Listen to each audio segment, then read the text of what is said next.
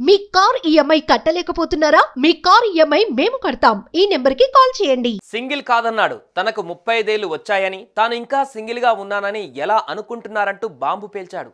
ఎంతో కాలంగా తెలిసిన కో స్టార్ తోనే నేను డేటింగ్ చేస్తున్నట్లు చెప్పకనే చెప్పాడు టాలీవుడ్ హ్యాండ్సమ్ హీరో, అదే విజయ్ దేవరకొండ.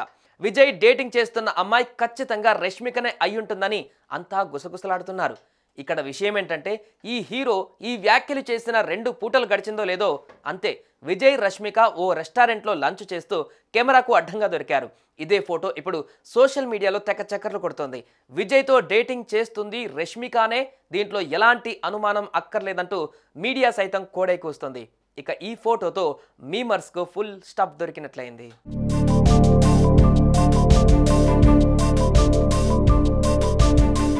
గీతా గోవిందం సినిమాలో విజయ్ రష్మిక కలిసి నటించారు. అప్పటి నుంచి వీరిద్దరి మధ్య మంచి బాండింగ్ ఏర్పడిందని తెలుస్తోంది.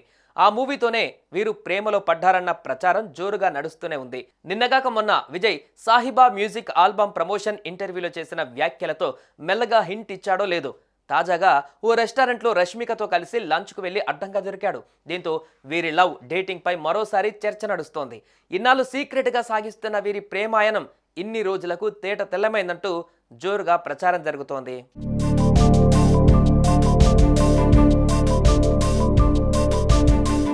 కేవలం ఈ ఒక్క ఫోటోతోనే కాదు, గతంలో చాలా సందర్భాలలో విజయ్ రష్మిక కలిసి దిగిన ఫోటోలు వైరల్ అయ్యాయి.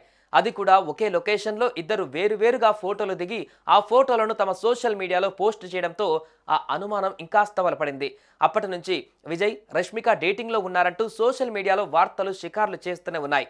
కానీ వీటిపై విజయ్ గాని రష్మిక గాని ఏనాడు కూడా స్పందించింది లేదు.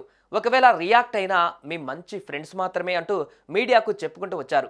ఎంతో కాలంగా తెలిసిన కో స్టార్తోనే నేను డేటింగ్ చేస్తున్నట్లు విజయ్ చెప్పిన 2-3 రోజులకే ఈ లవ్ బర్డ్స్ సీక్రెట్గా మళ్ళీ కలుసుకోవడంతో నెటిజన్స్ వీరిద్దరూ నిజంగానే లవ్లో ఉన్నారని స్పష్టంగా అర్థమవుతుందని అభిప్రాయపడుతున్నారు.